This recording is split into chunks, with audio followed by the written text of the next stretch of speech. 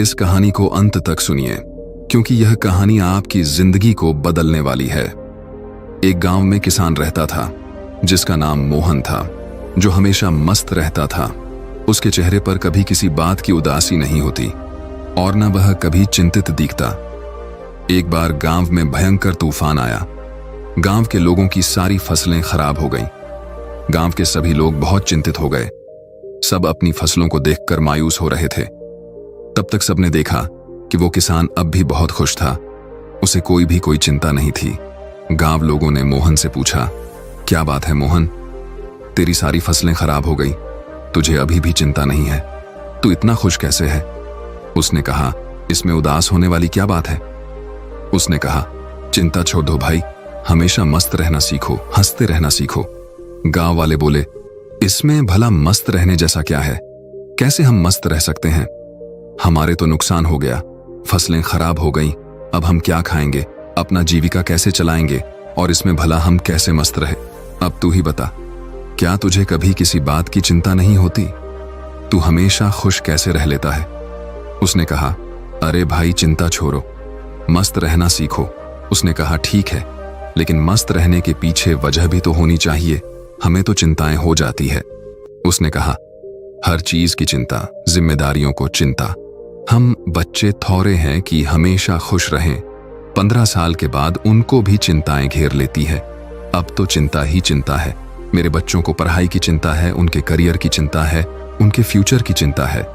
मुझे उन बच्चों की खाना पीना और बाकी सारी घरेलू चीजों की चिंता है। तो भला इंसान को कैसे खुश रहे? उसने कहा, खुश रहना एक कला है और मस्त रहना अपने आप में यह सोच है।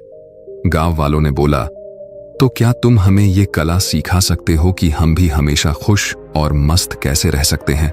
उसने कहा, हाँ, मैं तुम्हें एक मजेदार कहानी सुनाता हूं, ध्यान से सुनो। बचपन की बात है। मैं अपने पिता के साथ एक बार जंगल के रास्ते से शहर जा रहा था, क्योंकि हमें फसलों को बेचनी थी। क्योंकि उस समय मेरे पिताजी काफी परेशान रहते थे। घर में बिल्कुल भी धन नहीं बचा था। अब तो फसलों को बेचना ही आखिरी हल था। जंगल जाते जाते शाम हो गई और जंगल में काफी अंधेरा हो गया। रास्ता तो दिख नहीं रहा था। उस दिन भी ऐसे ही आंधी आई थी। तब तक हमारी बैलगाड़ी का पहिया जमीन में धंस गया और हम वहीं फंस गए। पापा ने पहिया बहुत निकालने की कोशिश करी, लेकिन वो निकला ही नहीं। अंत में थक गए, हम हार गए, हमें कोई रास्ता नहीं दिखाई दिया।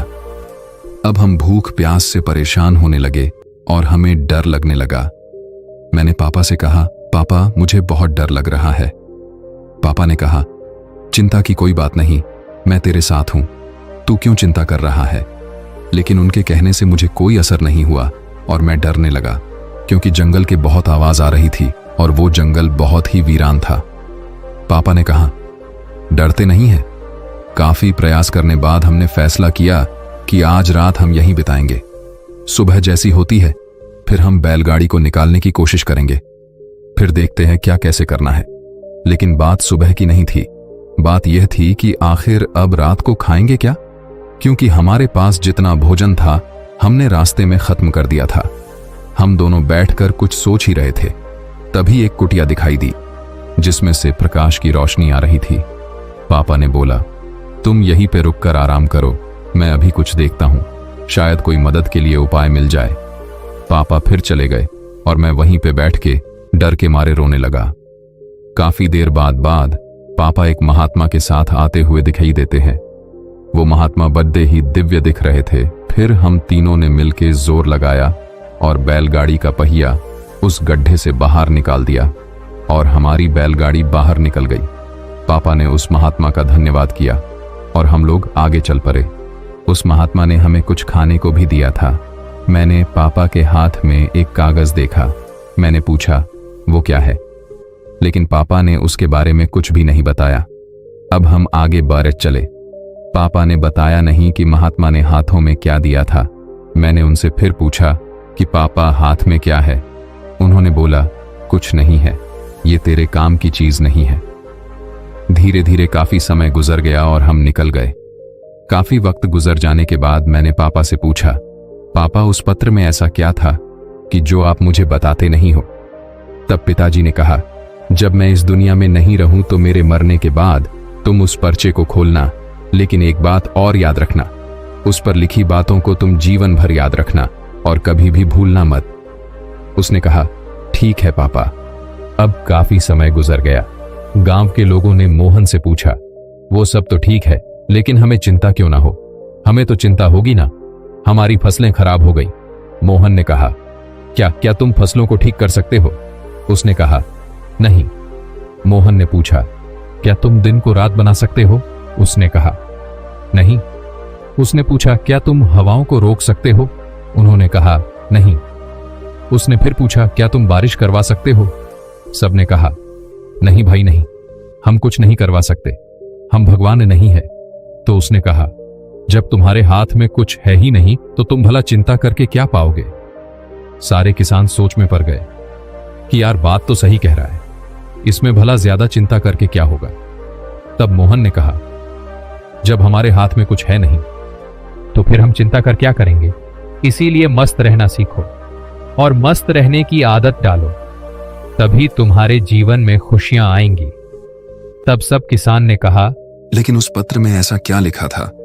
क्या तुमने पिता के जाने के बाद उसे खोलकर नहीं देखा?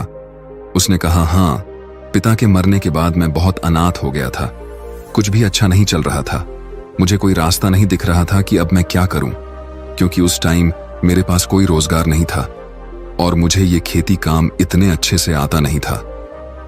तभी मेरे दिमाग में आया कि उस पत्र को मैं खोलकर देखूं कि इसमें ऐसा क्या लिखा है। फिर मैंने जब उस पत्र खोला तो मेरी आंखें खुली की खुली रह गईं। सबने पूछा, ऐसा क्या था उस पर्चे में, हमें भी बताओ। किसान ने कहा, उस पत्र में लिखा था कि ये वक्त भी गुजर जाएगा। मुझे इसका मतलब समझ में नहीं आया और उसका मतलब जानने के लिए मैं उस महात्मा के पास गया तो महात्मा ने बताया, ये समय भी गुजर जाएगा। मैंने कहा, ये तो ठीक है, आप तो वही बता रहे हैं जो इस पर्चे पर लिखा है, लेकिन इसका मतलब क्या है? महात्मा ने फिर कहा, यह समय गुजर जाएगा। अब मुझे गुस्सा आया। मैंने फिर से पूछा है, ये क्या मजाक है? मैं इसका मतलब पूछ रहा हूं और आप इस पर लिखी बातों को बार बार मुझे सुना रहे हैं। तब महात्मा ने कहा, तुम अभी परेशान हो, उदास हो, तुम्हें नहीं पता कि यह वक्त है और वक्त गुजर जाता है। ये हालात ऐसे ही नहीं रहेंगे, कुछ समय बाद सब ठीक हो जाएगा, सब कुछ बदल जाएगा और ये परेशानियों के बादल छंट जाएंगे। इसीलिए इस बातों को याद रखो, ये वक्त गुजर जाएगा, वक्त कभी नहीं रुकता, अच्छा बुरा जैसा भी हो वक्त गुजर जाता है।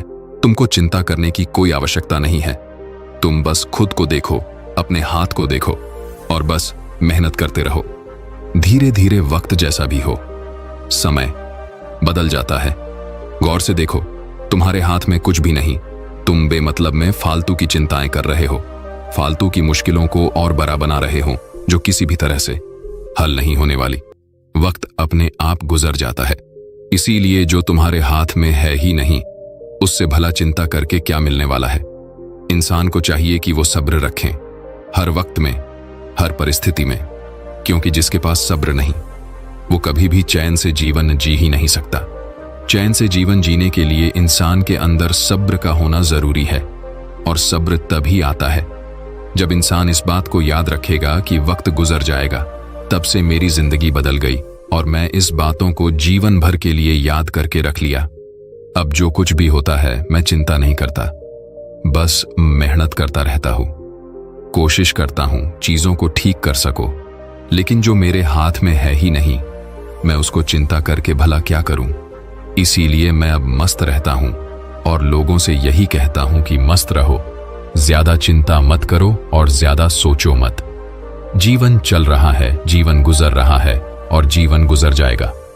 बाकी अगर ये कहानी आपको अच्छी लगी हो तो इस वीडियो को लाइक करें और ऐसी और कहानी